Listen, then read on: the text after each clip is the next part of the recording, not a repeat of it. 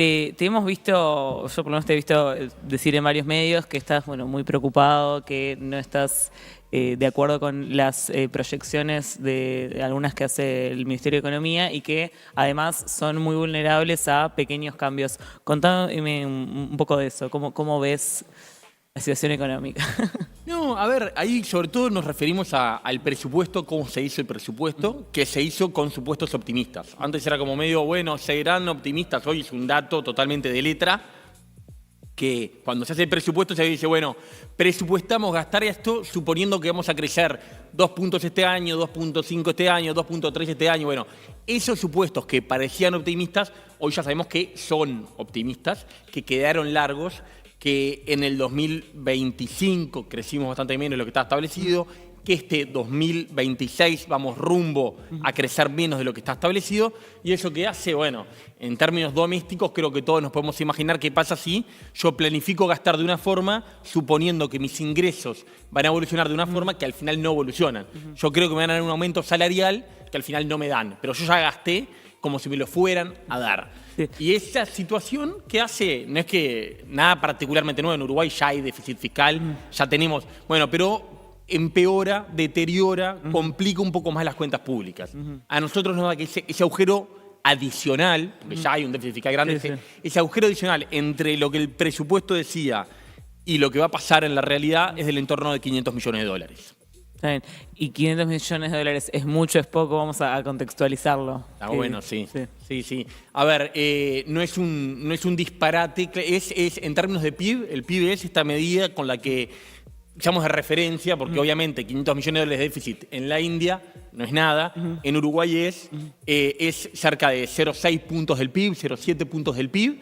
El PIB es, el 100% del PIB es el valor de todos los bienes y servicios que se producen en la economía durante el año. No es 0,6 del presupuesto, es 0,6 del valor que toda la economía produjo. Y es adicional a un déficit fiscal que ya es de más de 4 puntos. Entonces, bueno, ese deterioro adicional creo que puede complicar algunas cosas. Básicamente nosotros estamos en una situación rara en las cuentas públicas. Ya esto desde el gobierno pasado es como que tenemos déficit fiscal que otrora nos hubiera parecido bastante alto, pero el mercado premia Uruguay, el mercado tiene una buena valoración de Uruguay, igual le presta plata a tasas muy bajas, la tasa de interés que pagamos es baja. Entonces lo que decimos es, bueno, ojo que esto puede no ser para siempre. Claro, porque eso era lo que te iba a pedir que expliques. Cuando la gente escucha, ay, subió el déficit 4,6, y a mí qué demonios me importa.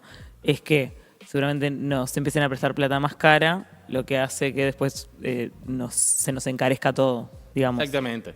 Ahí, obviamente, nosotros a veces embromamos en la oficina, el porcentaje de la población que le preocupa el déficit fiscal tiende a cero, claramente. No es un tema de la gente, pero como vos bien decís, la evidencia es bastante contundente cuando uno desprecia totalmente los límites que tienen las cuentas públicas. Bueno, se puede gastar esto. ¿Cuánto se puede gastar? Se puede gastar un poquito más, y si gastás 100 millones más, no te va a pasar nada ese día ni al otro. Lo que nos muestra la evidencia con bastante contundencia es que cuando vos sistemáticamente gastás muchísimo más de lo que podés, eso por algún lado se paga. Con endeudamiento, y bueno, cuando vos te endeudás, no es tan malo la medida que te presten. Se prestan a tasas bajas, como le están prestando a Uruguay, bueno, vos en esta situación podés tirar. Uruguay ahí va aumentando el stock de deuda, la bolsa de deuda que tiene ya para atrás. 60 puntos del PIB, 65 puntos del PIB, 70 puntos del PIB. Bueno, ¿qué te puede pasar? Lo que le pasó, por ejemplo, a Macri, ya que estamos hablando de Argentina, lo que le pasó a Macri en 2000, en su gobierno, arranca el gobierno con una estrategia muy, muy gradualista, hace un ajuste bajo, las tarifas, alguna cosa, pero no hay una gran corrección de las cuentas públicas. Más bien el déficit siguió alto. Pero hace un cambio y como a él le creían, porque él era empresario, él era serio, el mercado es verdad que vuelve y deja de pagar el déficit con emisión monetaria, con otras cosas y toma deuda. Bueno, en un momento, en 2018, inicio, si no me equivoco, en un momento el mercado dice, no, espera, esto no tiene sentido, esta deuda no es pagable, nunca va a poder pagar esta deuda, suben muchísimo las tasas de interés, directamente se les cierra el crédito. Previo a eso, intenta aplicar un ajuste brutal sobre la jubilación y sobre el sistema fiscal. No lo logra llevar adelante con una represión violenta en la calle sobre una movilización muy grande de jubilados. Y entonces ahí el mercado dice, ok, no puedes llevar adelante el ajuste que nosotros necesitamos que lleves, entonces no te prestamos más. Digo, hay una revisión de un montón de cosas ahí. Yo el episodio ese, la verdad, no lo tengo. En términos económicos, hay un ajuste grande que él hace después del episodio ese.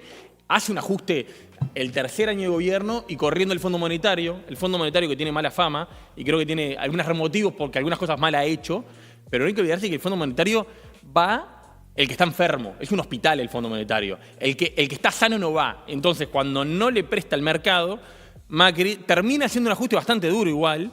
¿Y quién financia? Financia el Fondo Monetario. No digo que en Uruguay va a pasar eso, Lo que sí creo que puede pasar es que, bueno, que nos baje la calificación crediticia, que paguemos la deuda un poco más cara, que eso termine en el crédito de las empresas, el crédito que se usa para, bueno, comprar una vivienda, para invertir en un negocio, para poner un kiosco.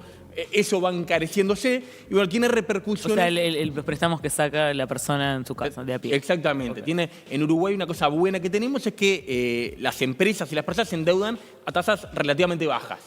¿Las personas se endeudan a tasas bajas? No el crédito al consumo. No el crédito al consumo, no. No el de las tarjetas, digamos, no el financiar exactamente. Estoy pensando en un crédito en Argentina, está volviendo ahora el crédito hipotecario. No sueñan en Argentina tener una tasa de interés como la que te da el Banco Hipotecario o el Banco República, no va a crédito hipotecario, o uno de los bancos privados del Uruguay. En ese tipo, o lo que puede una empresa constituida, con capital de giro, con coso, el crédito que puede acceder, una línea bancaria puede acceder a un crédito bajo. Entonces, lo que decimos es bueno, que esos límites, y más en un país chico, son complejos. Y sobre todo en la potencialidad que esto empeore. Básicamente, Fernanda y Brian, para mí, si tenemos la suerte que la soja vuelve a subir, la carne sube, el arroz sube, la leche sube, no pasa nada. La verdad no va a pasar nada. Ahora, si se pone fea la cosa y te agarra mal parado, te agarra contrapié. Que es la historia de las crisis grandes del Uruguay del 82 y del 2002, que obviamente vinieron de afuera, es verdad que vinieron de afuera, la vino de Argentina el 2002, ahora nos agarró con un déficit fiscal alto, nos agarró con problemas cambiarios, nos agarró con problemas del sistema financiero. Entonces, bueno, cuando sos un país chico y abierto, tenés que tener capaz que algunos cuidados adicionales. Dos cosas ahí. Lo primero, por un lado, el presupuesto ya de por sí era bastante restrictivo y bastante cuidadoso. Y por otro, de cara a la rendición de cuentas, ya anuncian, digamos, que la propuesta en principio, por lo menos lo que deja trascender, es como medio gasto cero, digamos, no vamos a aumentar nada, justamente por esto que vos decís, que hay una previsión de ya hay hubo menos crecimiento en 2025, que es algo que viene pasando además 2023, 2024, el gobierno anterior ya venía pasando, salvo creo que 2022, que fue el último gran crecimiento por encima de lo esperado. Ya venía pasando esto, de tener expectativas más grandes de lo que pasaba finalmente. Entonces, pareciera ser que va bastante en línea con lo que a vos te preocupa y con lo que vos estás viendo, digamos. ¿Tenés alguna preocupación extra o alguna diferencia muy grande de lo que se está planteando en términos económicos? Es verdad que el ministro en ese sentido está mostrando preocupaciones similares a las nuestras. Yo creo que el problema de fondo, y también ¿no? es un problema muy estructural del Uruguay, pero creo que ahora se está haciendo carne, es que se discute un presupuesto y discutimos del 3% de la parte incremental. El 99% viene dado. Salarios, jubilaciones, programas, programitas y programones que en su gran mayoría nunca nadie evaluó, pero eso ya está dado y nadie discute y no se toca. Y el sistema político y la forma que se hace el proceso fiscal en Uruguay, el proceso de presupuestal en Uruguay, implica que, bueno, discutimos los 30 millones de dólares adicionales para la primera infancia. Uno mira en este presupuesto. Cuando decís se discute el 2%, ¿es literal o es...? No, literal, o es, literal, totalmente literal. Todo lo que estuvimos peleando es 2%. Sí. A ver, hagamos algunos números. El presupuesto en Uruguay debe estar a esta altura en 20.000 millones de dólares. Pero redondeemos en 20.000 millones de dólares al año el presupuesto. Cuando hablamos de 200 millones de dólares estamos hablando del 1%.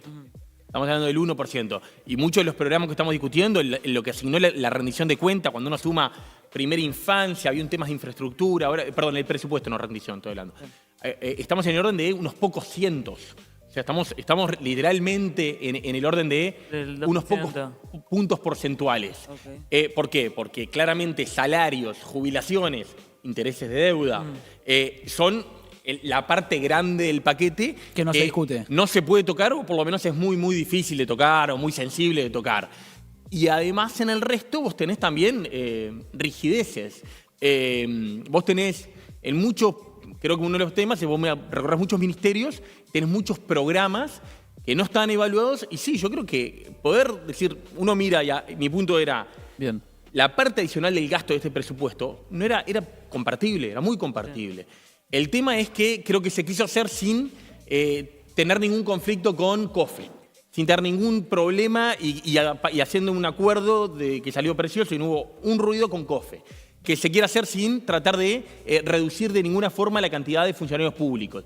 Bueno, yo creo que poder decirle un sí a la primera infancia verdadero implica tener problemas. Gobernar bien requiere tener problemas, requiere tener algunas tensiones de economía política que son necesarias. Sí. Creo que este gobierno, y ahí va capaz que mi diferencia con el ministro que me preguntaban, creo que las evitó.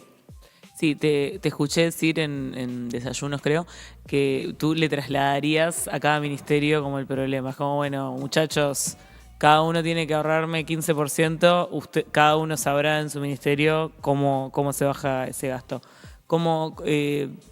¿No te parece que se aplicó nada de ninguna de esas medidas como un poco austeridad, o cómo le aplicarías vos?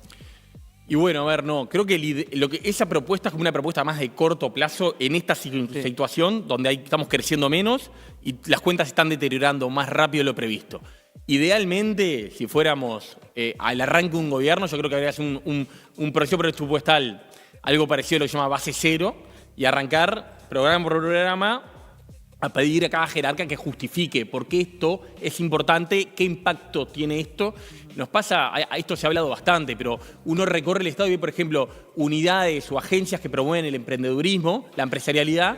Hay, bueno, tenés ANDE, tenés DINAPYME, tenés dentro de ganadería, tenés algo parecido, dentro del MIDES tenés algo parecido, ANI tiene algunas funciones parecidas. Entonces vos decís, bueno, ¿es razonable que dentro del Estado uruguayo, de un país tan chico, tengamos tantas agencias haciendo cosas tan parecidas? Creo que con varios temas pasan. Y claramente, cuando vos nombrás al director de DINAPYME, que no sé el nombre, perdón, y no es contra él, una vez que el señor director de DINAPYME está sentado ahí, claramente es muy difícil decir, che, mirá, al final vamos a cerrar DINAPYME y lo vamos a fusionar con ANDE. No tiene que existir más DINAPYME, hay que fusionarlo con ANDE. Las competencias, la promoción de esto va a ir a ANDE. Porque el tipo ya está ahí, ya tiene funcionarios, ya tiene su rol, su cargo. Entonces, me parece que hay muchas de estas cosas que debieron ser previas y que se quieren hacer con la mayor calidad. Hoy, mi propuesta sí es más, algo capaz que es un poco más genérico, es decir, bueno, topear la ejecución del gasto. Obviamente, salarios y jubilaciones se pueden topear, ya está, eso se va a gastar lo que se va a gastar. Pero el resto del gasto, y ahí sí entran muchos programas, topearlo y bueno, que sea cada jerarca que ve cómo prioriza, cómo reorganiza y decir, bueno, 90%. Hay cosas que hace que dejar de hacer y como me parece, no creo mucho que el ministro de Economía o la contadora general de la Nación tenga la información necesaria para hacer eso, me parece que es más razonable trasladarle el problema a los dos ordenadores del gasto a lo largo y ancho del Estado, y eso tiene un impacto relevante. Sí. Y justamente eso es para poder poner 30, no, pongamos 60 millones en transferencias en el bono crianza, que son cosas que estamos todos de acuerdo, pero creo que lo que no vemos es que para ese sí hay que hacer otra cantidad de no. Tengo una pregunta que, sobre todo para Uruguay, porque ahora vos decís que en realidad no tenés tantas diferencias con Odone y te encantaría tener más plata para ponerla en el bono crianza. Entonces, a mí siempre me da que Uruguay es muy de centro. Todos capaz que harían lo mismo, pero a vos te daría menos cosa pelearte con COFE que a ellos que tienen algunos compromisos con sectores del frente. En la izquierda y derecha uruguaya, ¿tenemos el mismo objetivo? O sea, tienen, digamos, me pongo como espectadora. Porque es como, bueno, todos queremos crecer, todos queremos vivir mejor, pero todos entendemos que eso es lo mismo. Porque, yo qué sé, Milei seguramente te diría, no pienso lo mismo. Yo que se muere el que se tenga que morir. Otro capaz que te dice, no, yo quiero la dictadura del proletariado. En Uruguay no. ¿Izquierda y derecha económica tienen el mismo objetivo? ¿Y solo que llegan de formas diferentes? Una buena pregunta, la verdad. Gracias, soy Bueno, periodista. Es un poco de una trampa igual, decíselo también. Es un poco de una trampa, sí. Para mí no es una trampa, yo lo con todo el corazón. A ver, yo creo que hay algo de eso, sin duda hay. Creo que no sería decir, no, mi visión es totalmente opuesta a la gestión, a la visión económica de este gobierno, claramente no. Yo escucho la agenda del ministro de Economía, la agenda que enuncia. Ahora un proyecto que viene del Ministerio de Economía ahora para fines de mayo de innovación y competitividad. No tenemos claro qué viene adentro, pero todo lo que se ha anunciado creo que va en la línea correcta.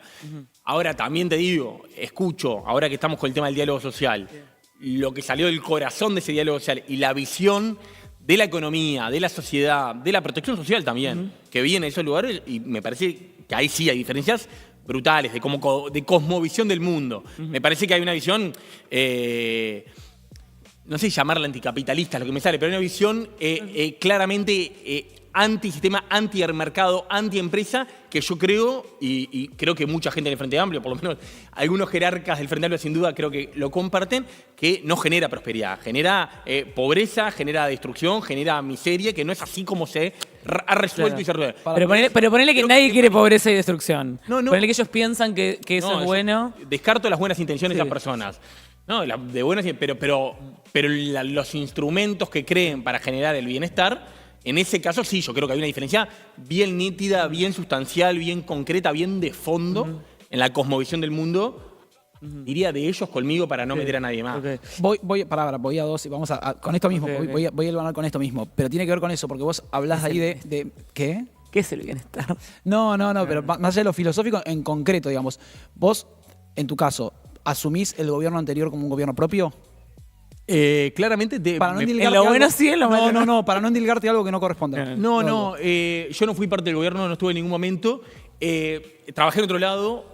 Claramente tengo más afinidad con las ideas que tuve en el gobierno anterior que en este. Eso sí es claro. Bien, porque vos recién hablabas de esta idea de que el gobierno no estuvo, el actual ahora, Sí. en la presupuestación y demás, no tuvo, digamos, vamos a ponerlo en términos de agallas o voluntad o decisión de pelearse con o generar cierto conflicto, básicamente en reducción de empleo público, digo, estábamos hablando de eso. Por poner un ejemplo. Por poner un ejemplo, pero digo, se mencionó eso particularmente. Pero el gobierno anterior tampoco lo hizo. Digo, hubo una restricción al ingreso, un poco al ingreso, pero digo, si uno mide 2020, 2024, mínimo, pero creció incluso el empleo público. Muy chiquito, es verdad, es casi insignificante, pero de última se mantuvo. Se mantuvo. El empleo público se mantuvo. El último dato, yo el que tengo es al revés, es insignificante, bajó de forma insignificante, pero podemos chequearlo y no hace la cuestión. No importa. Se mantuvo el empleo público. Más menos 1000 personas. Vamos a Exactamente. dejarlo ahí. Me dale. parece justo, Brian. Dale. Yo te diría, en términos de empleo público, vos ves si hay una baja al inicio y después hay. Y en general, en términos fiscales, el gobierno pasado creo que hubo. Bueno, al principio no, porque al principio fue la pandemia, al revés, un deterioro grande de las cuentas públicas al principio, una corrección, sobre todo en 2022, y en 2023 se empieza a dar vuelta. Yo creo que el gobierno pasado, que sin duda tuvo un talante moderado, en su rumbo tuvo algunas cosas que sí hicieron. La más clara, más nítida y más indudable es la reforma previsional, que es una reforma que es imprescindible para Uruguay, que se hablaba hace ya décadas de que se necesitaba, que se necesitaba elevar la edad jubilatoria, que había cosas claramente impopulares, difíciles, y creo que eso es como un ejemplo muy claro de cierta voluntad reformista, como por ejemplo, también tuvo Tabaré 1. Tabaré 1, uno le puede decir muchísimas cosas, fue un gobierno que hizo reforma tributaria, reforma de la salud, reforma de la educación, ley tabaco. Te gustará más, menos, a mí algunas me gustan más, otras me gustan menos. Varias creo que salieron mal, algunas creo que salieron bien, pero sin duda nadie puede decir que fue un gobierno que no tuvo un talante reformista. Yo creo que, por ejemplo, que a la uruguaya, ¿sí? Esto no es Argentina, esto no tenemos a la uruguaya, Tabaré 1 y el gobierno anterior tuvieron una agenda nítida. Nítida en sus sentidos, cada uno, moderada, pragmática, pero hubo agenda. Y en cambio, creo que el último gobierno de Tabaré 2, y veremos no quiero adelantarme porque recién vamos un año y poco de gobierno, cuesta ver cuáles son los buques insignias, a ver cuál es la look de este gobierno, cuál es la reforma previsional de este gobierno, cuál es la reforma tributaria haciendo a los gobiernos de frente. La verdad no se ve. La revolución de las cosas simples. Sí. Igual. Pero- Digo, es el eslogan y tiene que ver con incluso el diálogo social en algún punto es por lo menos hasta acá, el buque insignia. Y ahí recupero parte de lo que dijiste vos recién para preguntarte, porque vos decís, aparece como de fondo, como un enviso anticapitalista. Bueno, no dijiste que no quiero decir anticapitalista, pero sí. Lo dije. Bueno, pero era más, yo lo voy a vivir a ver si estamos de acuerdo, más capaz proestatal que promercado. Sí. ¿Podemos ponerlo en esos términos? Lo podemos poner en esos términos. Un poco. Bien. ¿Con qué de eso no estarías de acuerdo? Porque el diálogo social no dice, digamos, no es antiempresa. Digo, por lo menos no aparece, no importa si filosóficamente la gente que lo apoya le gustan menos las empresas que el Estado, pero no dice nada contra las empresas. Sí dice, vamos a priorizar primera infancia, vamos a priorizar estos sectores, necesitamos inversión en estos lugares y trata de reasignar recursos en determinadas cuestiones. ¿Dónde ves vos que vaya contra la empresa? El diálogo social lo digo en detenimiento el documento y como se aparecen tres cosas. Hay una primera parte que es muy compartible, que es para mí toda la parte de primera infancia, maternidad y paternidad. Creo que el enfoque es muy compartible y ahí no me voy a repetir, pero yo creo que es sí, pero bueno, como queremos esto, justamente como en esto estamos todos de acuerdo, lo que decís seguido es un disparate. Porque en este país que tenemos 2% de pobreza entre los mayores de 65 y 25 entre los menores de 6, y gastamos muchísima plata. Yo sé que nos puede estar mirando un jubilado y decir, no, pero mi jubilación es bajísima, que es verdad. Hay jubilaciones muy bajas. Ahora, Uruguay tiene entre los mayores de 70 con algún tipo de prestación, sea jubilación o pensión de vejez, casi universalizada la cobertura. Y en cambio, entre los niños tenemos agujeros enormes todavía. Y entonces, a texto seguido se ponen dos cosas que para mí son disparatadas, que una es, para mí la más disparatada, que es este intento de volver a los 60 de forma general, que aparentemente se lo va a tratar de desestimular. Vamos a ver cómo es la implementación de eso. Para mí se va a tener un costo, dicen que no, nosotros hicimos algunos números, no nos imaginamos cómo no tiene un costo fiscal muy grande. Y de vuelta, si hay esos recursos fiscales, hay que ponerlos en la primera agenda, no en esta. Quiero darles el beneficio de la duda de ver cómo es la implementación de esto, de que todos nos podamos jubilar a los 60, pero sin que eso tenga un costo fiscal porque va a desestimularse. Tendría que bajar las jubilaciones salvajemente. Pero eso no estaban de acuerdo ni los propios legisladores del Frente, ni los economistas del Frente. Eso era más un clamor popular. Por eso te digo que son muy similares. Perdón, no entendí. Lo de la edad jubilatoria. Ahora Pero pará. Rodrigo Arim y Hugo Bay lo explicaron, lo defendieron y lo están promoviendo. Es quien quiera, digamos. Es volver a la idea de quien quiera. Sí, quien quiera y lo hacen con mucho dolor. No, yo creo. Bueno, no sé, es mi interpretación, Puede ser. Y después lo otro, lo de las AFAPs, que ahí yo creo que es mucho más, ahí sí, capaz que es mucho más lo que está en el fondo. Vos dice, bueno, más allá de cuál es la cosmovisión, lo que plantean. A texto seguido en el documento, buena parte de los firmantes dicen, ok con esto, pero miren que nuestra visión es eliminar las AFAPs. Nosotros no creemos en este sistema, nosotros queremos un sistema de reparto puro, plenamente estatal, sin ahorro privado, ¿Pero lo vamos a dejar? Entonces para la tribuna. Esto es un paso. Eso es para la tribuna, pero pará. Tuvimos hace 2 años, menos de 2 años, 1 año y medio, un plebiscito que planteaba eso, no para la tribuna, que nos jugamos la vida. Pero ese era el plebiscito del PIT-CNT que solamente apoyó, para mí a regañadientes, el parte del Partido Comunista, porque me acuerdo de escucharlo, de discutir con Andrade y como mirarlo como, ni vos pensás esto. Pero mucha parte del Frente, economistas del Frente, todo, no lo apoyaban. Entonces, o sea, sí, estuvo el plebiscito, pero era más del pueblo, digamos, si se quiere. Era del PIT-CNT, sectores claves del Frente Amplio lo apoyaron, lo empujaron, juntaron firmas. Yo no sé qué cara le viste a Andrade, capaz que lo conoces más que yo. Yo lo escuché en programas argumentando con una elocuencia que lo caracteriza, con su gran verborragia pero lo más importante de todo es que el plebiscito se hizo y votó de una cantidad significativa. Estuvimos, no te diría cerca, pero eso iba a pasar. No es que era una idea, pero que no la empujaron. La empujaron en serio, jugaron con fuego. Para mí era dramático. Lo que implicaba ese plebiscito. Pero imagínate que ni Carolina lo apoyaron, que se jugaban la vida. La candidata a la presidencia, si ese plebiscito salía, realmente era muy, muy difícil de levantar la situación del Uruguay. Para mí realmente era dramático. Exageramos lo que nos jugamos a las elecciones. Estas elecciones determinantes, 2 modelos. En general exageramos. En este caso En creo que- Uruguay, sobre todo, que además Sí. como la diferencia es como Me pasé diciendo bastante más todas chiquita. las elecciones un modelo de país. Capaz en Argentina te jugás un poco más. En Uruguay, creo modelo que de es justo el punto de Brian, que del otro lado, Allende el Plata es más verdad. En este caso, o sea, jugaron con fuego. No creían, peor, si no creían y llevaron esto hasta donde lo llevaron, es de una irresponsabilidad salvaje. Hay que- la Yo creo que destrucción- parte de lo que estamos discutiendo y por qué creo que lo que es inaceptable cualquier cambio de las AFAPs es hasta que no tengamos consolidado, aceptado, que no vamos a jugar más con fuego, que en una sociedad que tiene, el año pasado nacieron 28.900 niños, nacían 55 hace 10, 12 años y nacían en el, vos debes ser, el año que imagino que nació Fernando, nacían cerca, nacían 94, No se la quiso jugar, no se la quiso 94. jugar. Del 94, exacto. En principio de los 90 nacían 60.000 niños. Estamos en la mitad, en cada cohorte, cada año a la escuela. O sea, eso quiere decir que en 5 o 6 años a la fuerza laboral están entrando un 40% menos que hace 10 años y la mitad de que entraron cuando entró Fernanda al mercado laboral. Y eso tiene implicancias en todo.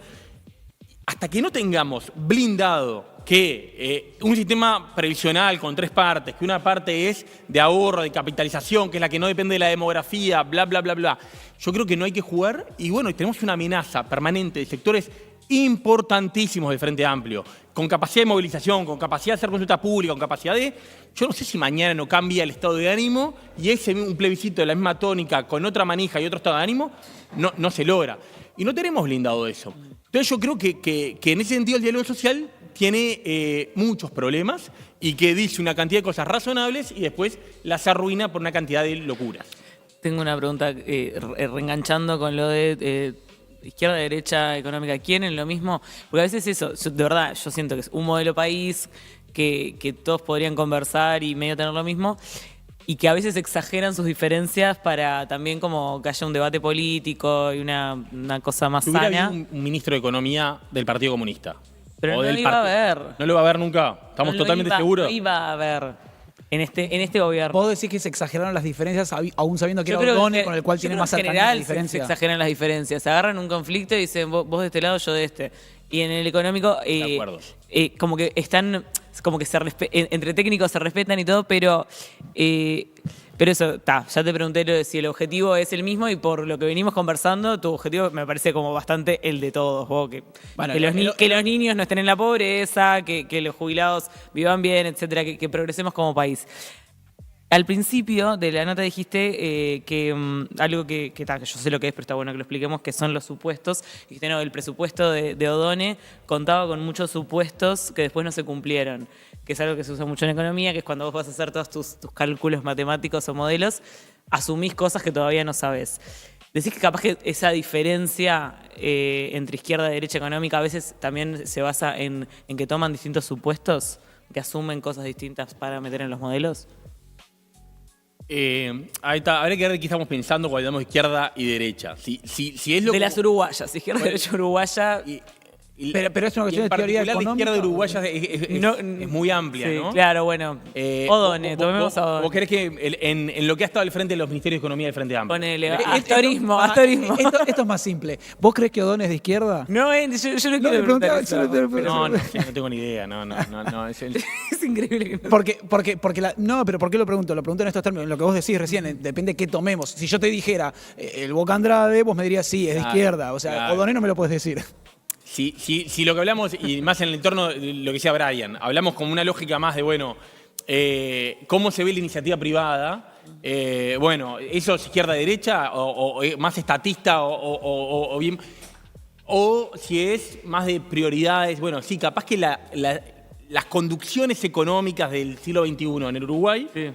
capaz que sí, la izquierda-derecha capaz que se han distinguido menos y capaz que se han distinguido más por qué tipo de conflictos eligen, con quién sí pueden... Porque puede quedar bien o mal porque es su electorado también. y bueno, eso, capaz que lo que vos decías, para un Ministerio de Economía del Frente Amplio le cuesta más tener conflictos con los sindicatos y capaz que no pasó. Pero también le cuesta tener conflictos con los empresarios, entonces no pueden hacer nada. Sí. No, sí, yo estaría, bueno, la reforma de la caja militar sería más fácil de hacerla. Y bueno, podría hacer eso. Yo creo que con este ministro de Economía hablemos de él, que creo que sí, que hay un consenso por lo menos entre los economistas de izquierda y de derecha, en una buena parte de su agenda. Sí, yo creo que lo que es que yo no le pido a nadie que haga una revolución radical, reformas totales, porque hay restricciones políticas, porque hay acotados recursos presupuestales. A mí lo que me gustaría y lo que sí me parece que es viable al uruguaya es que todo el mundo haga algo. A ver, ¿cuál es la que te toca? ¿Entendés? ¿Qué reforma sí te toca? Y vos mirás el Uruguay post-dictadura y han habido cosas en general incrementales. Y a diferencia de Argentina, donde creo que se ha destruido, se ha ido para atrás y para adelante, hicieron cosas en los 90, los 2000 para atrás, en general, la mayoría de las cosas han sido ajustes retóricamente o un modelo distinto, pero en general, y bueno, y se hizo, no sé, en los 90 se hizo la reforma de puertos, se hizo la reforma de la seguridad social, se hizo el Mercosur, una apertura de la economía, y después en los 2000 una reforma tributaria, y hubo el plan Ceibal, y hubo un aumento de las transferencias, y después en el gobierno de la calle Pou una reforma previsional. Bueno, vamos a acumular sin destruir, y yo creo que eso funciona. Lo que no funciona es cierta comodidad que uno ve ahora, no del ministro Done, pero de la clase política sí, de bueno, entonces Uruguay, pensar como que estamos blindados, de que como los presidentes se saludan y somos todos amigos, y acá la institucionalidad y el respeto a la ley, y que con eso alcanza. Y yo creo que cada vez va a alcanzar menos con eso. Que vamos a ir en una chatura donde sí no nos la vamos a poner de sombrero, no nos va a pasar capaz que lo de Argentina, pero las expectativas de bienestar material de la sociedad uruguaya han crecido. Todo el mundo quiere más sueldo, más jubilaciones, más recursos para la educación, más recursos para la salud. Bueno, si queremos eso, no lo vamos a poder satisfacer en esta medianía. Bueno, el nivel salarial en comparación con el costo de vida es bastante bajo en Uruguay. Pero vamos a dos cosas. Mucho más lo segundo que lo primero, Brian, perdón. Porque sí, el nivel salarial medio en dólares, vos que venís de Argentina, vos le decís a un amigo argentino, obvio. ¿cuánto ganás? No, pero yo lo hice comparado, claro, digamos. Claro. No es que lo saco, no es que el nivel salarial por sí solo, digo, en comparación con el costo de vida. Pero yo creo que el problema está mucho más en el costo de vida. Puede ser. Ahí van dos. La primera es porque dijiste algo. ¿Vos apoyarías una reforma de la caja militar? Porque dijiste algo en torno a eso, ¿no? ¿Te parece que hay que cambiarla? La reforma previsional de la calle Pou es una reforma de la caja militar muy relevante. Ya había habido una reforma de la caja militar previa. A la convergencia. Va a una convergencia y los militares en el mediano plazo se jubilan en un régimen general. O sea, le tocó. Obviamente sigue aumentando, pero la caja militar, las proyecciones de la reducción de financiamiento que tiene por la reforma previsional de la calle Pou son enormes. Bien. Y la segunda tiene que ver con esto de, bueno, en un marco de restricciones internas y externas, por supuesto, que sabemos que existen y que juegan. ¿Cuál es el foco eventual de crecimiento? Porque esto que decía Fernanda, estamos todos de acuerdo en que todos queremos que se gane más, que haya menor costo de vida, que todo mejore, etcétera, etcétera. Más allá de la visión estatista o privatista o empresarial, digamos, ¿cuál es el foco o el sector que vos crees que tiene potencial de crecimiento y que sea el que tendría que ser motor de desarrollo en Uruguay? Teniendo en cuenta que en general, en realidad ahí aparecen dos visiones contrapuestas. Una es más de extractivista o de materias primas y otra va más a, ¿vamos a generar valor agregado o no? Está bien. Yo creo que esa contraposición a mí, como me parece que no es tan oportuna. Bien. Vos mirás y países como Uruguay, donde nos queremos reflejar, y hay países del norte de Europa o de Oceanía que han logrado agregar muchísimo valor a la industria agroexportadora. Claramente Uruguay, muy claramente pagó un costo industrial Uruguay en este proceso de los 90 y los 2000, que yo describo como virtuoso. Uruguay es hoy un país más rico, con menos pobreza, más estable, más abierto al mundo, que lo que era la salida de dictadura. Pero también es un país mucho menos industrial. Uruguay se desindustrializó, teníamos una industria textil, una industria de autopartes. Y bueno, yo creo que un proceso de reconversión, un país mucho más vinculado a los servicios, mucho más vinculados al agronegocio, yo no diría a la exportación de materias primas, sino a la agroindustria. Claramente la industria pastera, maderero, forestal, es como la estrella de eso, pero no solo eso. La agricultura en Uruguay en los 2000 con una cantidad de empresas argentinas cambia muchísimo. Y bueno, yo creo que sí, no me gusta jugar a adivinar, pero yo creo que Uruguay tiene en esos sectores todavía bastante para crecer. Creo que en materia logística y todavía sobre todo vinculado al Uruguay logístico, si logra bajar costos ayudando en temas logísticos regionales, puede ser el gran puerto de la región y vinculado a Paraguay y por qué no Bolivia y al sur de Brasil y al norte de Argentina, puede ser un lugar de salida y eso hay muchísimo empleo, riqueza y valor para generar por ahí. En los servicios, obviamente Uruguay tiene un turismo que es importante, el turismo solo crece, solo va a crecer. Es infinito lo que puede crecer el turismo en un país como Uruguay. Obviamente en Maldonado está pasando algo buenísimo. En Maldonado lo que vos mirás es una demografía distinta, mucho más joven, tasas de empleo, de empleo mayores, de desempleo menores. Bueno, tenemos que no es lo único que hay en Uruguay. Creo que hay una serie de sectores que Uruguay se pueden desarrollar. Ahí yo creo que lo que tenemos es, y si me preguntan a mí, creo que hay un tema de costos en Uruguay y vinculados a ¿Costos de qué tipo? costos de vivir y costos de producir. Ok. Costos de vivir y costos de producir. Pero la desindustrialización que hablábamos antes, ¿no es una de las causas del costo de vida elevado? No, yo creo que no. Yo creo que no. Yo creo que al revés. A ver, yo creo que un problema del costo de vida, yo no sé quiénes son los auspiciantes acá, pero voy a hablar. Habla de todo. Adelante. El famoso tema de la pasta de dientes, que hemos hablado, que es 0,01 de la canasta básica de una persona, y creo que nos las hemos agarrado en exceso con ellos. Pero hay Son el símbolo. limitaciones a la importación, entonces yo creo que un país más abierto es un país más barato. Los países chicos son más caros usualmente. El antídoto para que un país chico no sea caro es ser muy abierto. Los países chicos que no son abiertos son caros, y Uruguay es todavía un país muy cerrado. Además de eso, por ejemplo, y lo he hablado y me han llamado, pero yo realmente lo creo, el tema del pollo en Uruguay. El pollo, que es mucho más significativo, y lo mismo la fruta y la verdura, mucho más significativo la canasta, sí se produce en Uruguay. Tenemos limitaciones enormes a la importación de estos productos. El pollo en todo el mundo es la proteína animal que come la gente de menos ingresos. Es la proteína animal accesible, popular. Más económica, sí. A Londres, comer carne de vaca, como en Argentina y Uruguay, es impagable. El pollo es la proteína animal de entrada, donde todo el mundo puede comer proteína animal de calidad, barata. Y acá En Uruguay porque es más está- cara la pechuga de pollo que la colita de cuadril. Eso es una anormalidad, una excepcionalidad total. ¿Por qué? Porque está prohibido importar pollo, se importa con cuotas muy acotadas. Hay un par de empresas nacionales y claramente hay empresarios y trabajadores de esas empresas que claramente se benefician, claro, a costa de 3.400.000 uruguayos que pagamos el pollo absurdamente caro. Entonces yo creo que hay decisiones de economía política que claramente son complejas, pero al contrario, yo creo que hay industrias que funcionan y hay muchas industrias en Uruguay que tienen potencial. Pero obviamente no es cualquiera, depende de tus ventajas, depende de tu localización. No lo pondría, y me parece que en términos modernos creo que es una mirada más del siglo XX, que tuvo sentido más materias primas contra industrialización. Hoy es un mundo de cadenas globales de valor y hay que ver, bueno, en las cadenas globales que funcionan, ¿qué parte puedo hacer yo? Es muy difícil que hagas un proceso entero de una cadena global, más siendo 3 millones. ¿En qué parte puedo entrar yo y agregando valor? Y que mi producto, mi cuero, mi soja, mi celulosa, mi software, mi turismo tenga valor y lo pueda vender bien. Y bueno, ahí creo que sí, obviamente, hay un tema de costos y después el otro gran tema, obviamente, es de capital humano y más de sistema educativo, que es otro mundo aparte. Pero iría por esos dos frentes. Voy con la última mía y te libero para que lo hagas vos, pero digo, en materia de hub logístico, porque vos hablabas de eso también y hablabas del puerto específicamente y ser el puerto como de la región y demás. Y ahí entro a jugar cómo juega la geopolítica en eso, porque no es lo mismo el puerto de acceso y de exportación también de China que de Estados Unidos, o general, digo, hay ahí tensiones, sobre todo porque China además tiene la gran apuesta puesto en el puerto de Chancay en Perú, digamos, no está mirando en el puerto de Uruguay. Sí. Entonces ahí, ¿qué es lo que sí, estás viendo? pero con eso nosotros competimos con Buenos Aires, con Porto Alegre,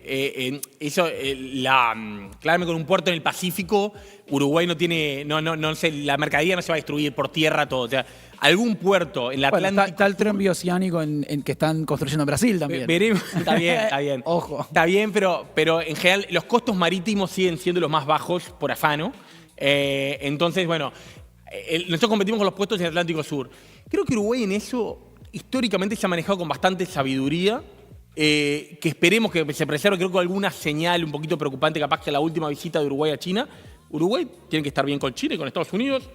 Sabiduría oriental. Tenemos una suerte en Uruguay que es que nuestro principal socio comercial en bienes es China. Es el principal comprador y el principal vendedor.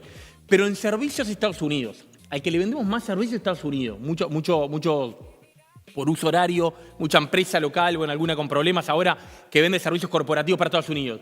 Y el principal inversión extranjera en Uruguay son europeos, son las empresas europeas que conocemos, telefónicas, etcétera, pasteras también, que están. Entonces, tenemos como distribuida nuestra dependencia, creo que es un buen capital, y diplomáticamente que creo que hemos sido sabios históricamente, hay que tener cuidado. Digo, a mí no me gusta en términos geopolíticos, capaz que en un país que cambia poco hay algún viraje a un alineamiento más claro con Brasil, y Brasil sí tiene una jugada geopolítica más clara con los BRICS, con China. Yo prefiero un Uruguay no tan alineado con Brasil, más equidistante, pero más allá de eso, bueno, lo vimos el otro día el presidente, más allá del episodio, claramente Uruguay trata de jugar en el equilibrio entre las grandes potencias, y creo que eso es sabio y se puede. Hemos demostrado que se puede, no es necesario alinearte. Está bien, Agustín, quedó mucho, pero tenemos que ir cerrando para cerrar. Pero para que quede una invitación pendiente, tenemos mucho más para hablar. Sí, bueno, puedes volver cuando quieras. No, cómo se lleva con China, todo. Digo, no sé, que hay que llevarse bien. Quiero... Bueno, llevarle la diaria, no sé. La última para cerrar. ¿Te gustaría estar en los zapatos de O'Donnell? No, la verdad que no, me parece tremendamente respetable y creo que es muy valorable como el ministro O'Donnell, que después de hacer su carrera profesional muy exitosa, se juega la ropa, su prestigio, su tiempo, su energía en un lugar desgastante como es Full Life, como es ese. Me da muchísimo respeto su compromiso. Claramente no me gustaría, no me siento preparado, creo que es un lugar de una presión enorme. ¿No te gustaría en un futuro? No, te agradezco la pregunta, pero no, de verdad que no me siento preparado para una cosa así. Bueno, muy bien, Agustín Iturralde, muchas gracias.